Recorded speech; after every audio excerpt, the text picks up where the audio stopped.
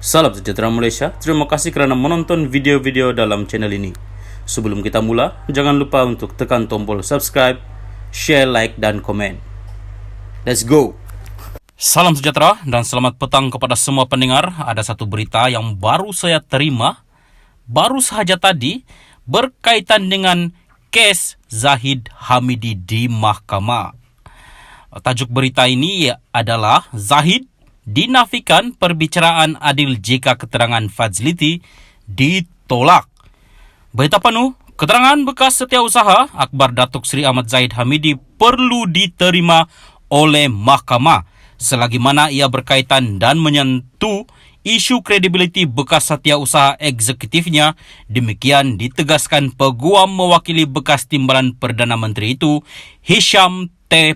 Potek. Hisham berhujah keterangan saksi kedua pembelaan iaitu Major General B. Datuk Fadzlity Othman, American Idris American, yang kini pengarah media Presiden UMNO adalah relevan bagi anak guamannya mencabar keterangan yang diberikan oleh Major Mazlina Mazlan alias Ramli selaku saksi pendakwaan. Keterangan itu penting kepada fakta dalam kes untuk menunjukkan sama ada anak guamannya bersalah atau sebaliknya daripada tuduhan pecah amanah, rasuah dan pengubahan wang haram dana Yayasan Akal Budi yang diasaskannya. Keterangan saksi kedua pembelaan adalah perlu untuk menunjukkan Mazlina cuai dan tidak mematuhi arahan dalam mengendalikan akaun pribadi Ahmad Zahid, iaitu berkaitan dengan tindak tanduk dan tingkah lakunya. Oleh itu, kami minta maaf Yang Arif untuk berhati-hati dalam menerima hujahan pendakwaan dalam hal ini.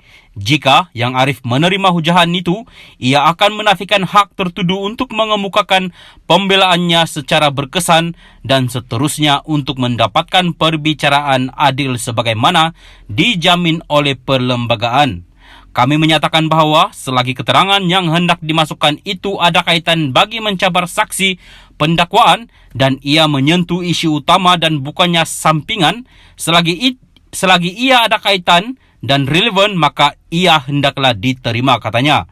Peguam itu berkata demikian ketika membalas hujaan permohonan pendakwaan yang diketuai Timbalan Pendakwa Raya Datuk Raja Rosella Raja Toran supaya Mahkamah Tinggi menolak sebahagian pernyataan saksi Fadzlity dengan alasan ia tidak relevan dan hanya mengundangi isu sampingan yang berulang kali dibangkitkan di mahkamah.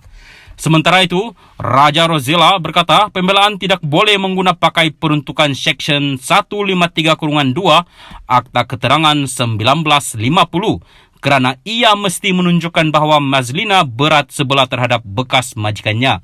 Keterangan bahawa Mazlina tidak mematuhi arahan dan membuat keputusannya sendiri tidak termasuk dalam peruntukan itu kerana ia tidak menunjukkan saksi pendakwaan itu mempunyai motif buruk ke atas Ahmad Zahid.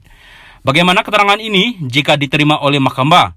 Boleh menunjukkan yang Mazlina tidak menerima arahan sedangkan beliau hanya berurusan dengan Ahmad Zahid dan bukannya Fadzlity. Sedangkan dalam hal ini, saksi kedua itu hanya bimbangkan mengenai isu Mazlina yang tidak menghormatinya, katanya. Hakim Datuk Colin Lawrence Square menetapkan esok bagi membuat keputusan selepas mendengar hujahan kedua-dua belah pihak.